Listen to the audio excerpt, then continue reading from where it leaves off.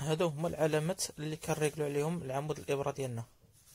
ان شاء الله في هذا الفيديو هذا غادي نوريكم الطريقه كيفاش تريكلو العمود الابره. كما كتشوف معنا كما كندور الماكينه راه كيبان لي بوان ديال الكروشي يعني نازل على الابره، يعني الابره طالعه الفوق، يعني هذه الابره العمود الابره طالع الفوق.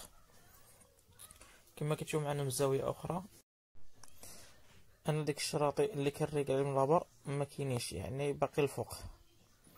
اول حاجه كنفسخو يعني الراس ديال الماكينه.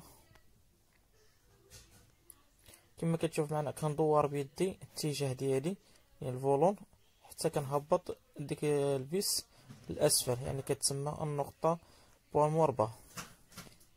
كما وهاد البيره اللي كتكون هنا مور لابر يعني كتكون في الاسفل.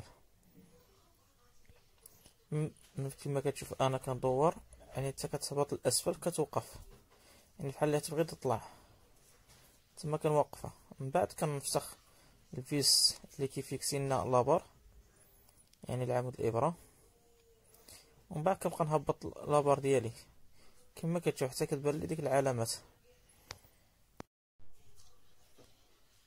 كما كتشوف العلامه الاولى هي بانت، العلامه هذه كنريكلو عليها الكروشي. كنبقى نهبطوا العمود الابره ديالنا حتى كتبان لنا العلامه الثانيه.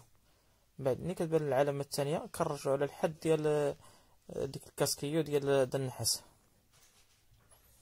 تما كنخليوها وكنفيكسيو. كما كتشوف معنا ها هي الشرطه الاولى والثانيه.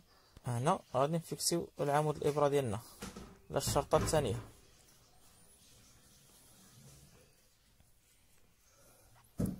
من بعد ما فيكسينا العمود ديالنا كما كتشوف معنا ها هي الشرطه الاولى ديال كنريكلو الكروشي، الشرطه الثانيه اللي الفوق هي الريكلاج ديال العمود. هنا ملي كنطلع الشرطه الثانيه كنزيد ندور عندي كنطلع الشرطه الثانيه يعني عليها كنريكل الكروشي.